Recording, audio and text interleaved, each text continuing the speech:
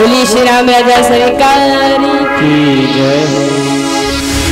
तो आज हम सभी भक्त इस कथा प्रांगण में विराजमान हमारे अखंड कोट ब्रह्मांड नायक जगत नियंता जगदाधार परम ब्रह्म परमेश्वर की आसिम अनुकंपा और सिद्धेश्वर महाराज और हनुमान जी महाराज की महती अनुकंपा के द्वारा इस अधिक मास पुरुषोत्तम मास में ये लाभ हमें लेने के लिए प्राप्त हुआ है,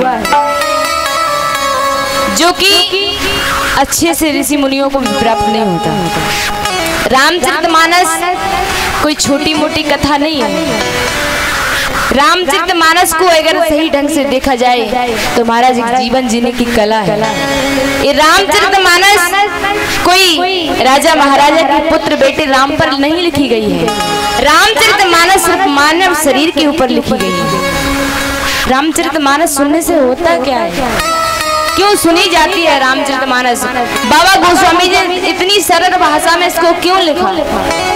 बहुत सारे प्रश्न जो कि हम कल रामचरितमानस के महात्म में सुनेंगे। उसके बाद कल्पना देखिए, वैसे तो प्रथम दिन में रामचरितमानस में सिर्फ गोस्वामी जी महाराज ने वंदना क्रम लिखा है, और महाराज एक नहीं अनेकों वंदनाएं, और सबसे पहले वंदना की है उन्होंने श्री गणेश जी और सरस्वती मैया की, क्योंकि सरस्वती मैया की कृपा यदि नहीं होगी तो फिर बोलेंगे कैसे, और यदि गणेश जी महाराज की कृपा नहीं होगी तो बोलेंगे क्या? गणेश जी महाराज जो बोला जाता है वो देते हैं, और सरस्वती मैया बोलने की कला देती है। तो दोनों की वंदना गोस्वामी जी महाराज ने की रामचरितमानस में, बहुत सुंदर। और देखिए बाबा गोस्वामी जी महाराज ने इस रामचरितमानस को बड़े सुंदर ढंग से लिखा है, और हम और आप इसी जीवन का लाभ नहीं ले पाते हैं। आपको पता होगा कि मानव शरीर का होता क्या है? कुछ नहीं होता, सिर्फ दो ही चीजें बनती हैं, या तो जलकर मिट्टी में राख बन जाता है, या फिर महाराज हमारा जीवन से अच्छा तो जानवरों का जीवन है, पशु पक्षियों का जीवन है। क्यों? क्योंकि वो किसी काम तो आता है। हमारा जो शरीर है ना, वो किसी काम नहीं आता। गोस्वामी जी महाराज ने बहुत सुंदर लिखा है और कहा है कि हाथी के दांतन से वस्त्र बन, खिलौना बनत भांति भंग, और सिंह की छाल शिव के मन भाई है, सावर की खाल खा बांधत सिपाही लोग, और छेड़ी की खाल साज बाज में सुहाई, बलदा की खाल से वस्त्र बनत भांति भांति, और मृगदा की खाल संतन के मन भाई है। इसलिए कहते सनी गुरुदेव एरे मन मूरख जे जमानस की खाल कछु काम नहीं आई, जमानस की खाल कछु काम नहीं आई। मानव शरीर ऐसा है, कुछ काम नहीं आता।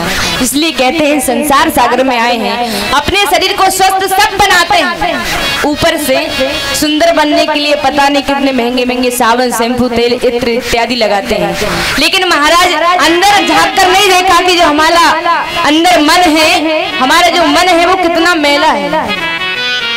एक भक्त ने बहुत सुंदर लिखा है कि तन से जल को धुलाना सरल है मगर, क्या लिखा है भक्त ने बहुत सुंदर, जल से तन को धुलाना सरल है मगर, मन को निर्मल बनाना बड़ी बात है, मन को निर्मल बनाना बड़ी बात है,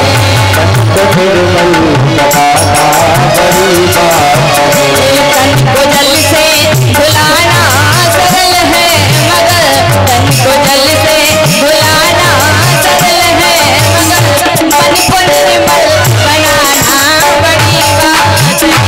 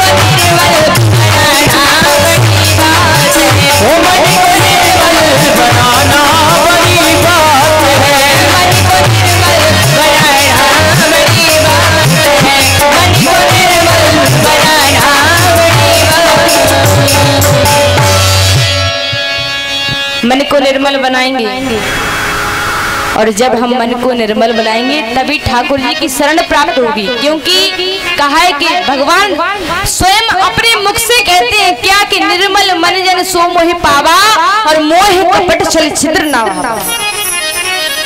कपटी व्यक्ति मुझे अच्छा नहीं लगता, मुझे कौन चाहिए? निर्मल मन वाला। और महाराज भगवान है पिता, तो भगवान पिता तो निर्मल बनाते नहीं, निर्मल तो माता बनाती है और पिता निर्मलता चाहता है। अब बताइए, भक्त भगवान कहते हैं कि अगर मैं पिता बना रहा तो भक्त मेरे पास आने से डरेंगे, इसलिए मैं उन भक्तों के लिए माँ बनने के लिए तैयार हूँ। फिर भगवान अपने मुख से घोषणा करते हैं कि जो भक्त निर्मल बन जाएगा ना, उन भक्तों की मैं किस प्रकार रक्षा करूंगा। कहते हैं कराऊं सदा तिन की रखवारी, जिम्मे बालकन राख महतारी। कराऊं सदा तिन की रखवारी, जिम्मे बालकन राख महतारी। जिम्मे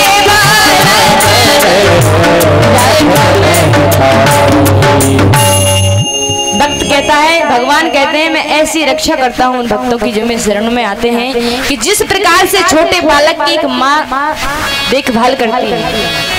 तो यहाँ से आगे की कथा हम भगवान रामचरितमानस का महत्व कल की कथा में सुनेंगे। आज यहीं पर विश्राम। श्री गणेश हुआ, बहुत खुशी है। ठाकुर जी का आशीर्वाद है, श्री हनुमान जी महाराज का और सिद्धेश्वर बाबा का, कि जो उन्होंने ये कथा करवा ही। बहुत बहुत आभार और प्रणाम दंडवत करती हूँ।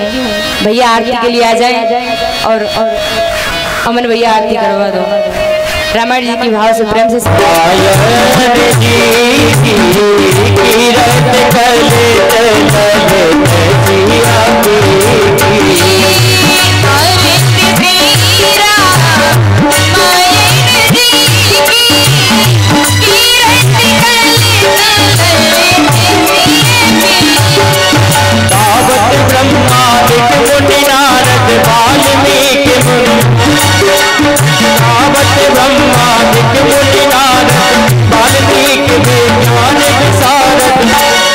सनकार इस अरसारद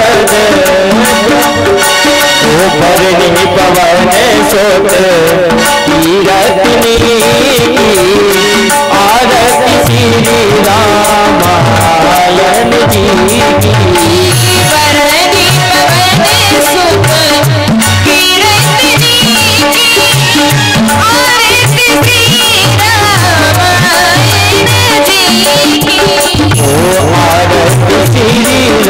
रामायण जी की कीरत कल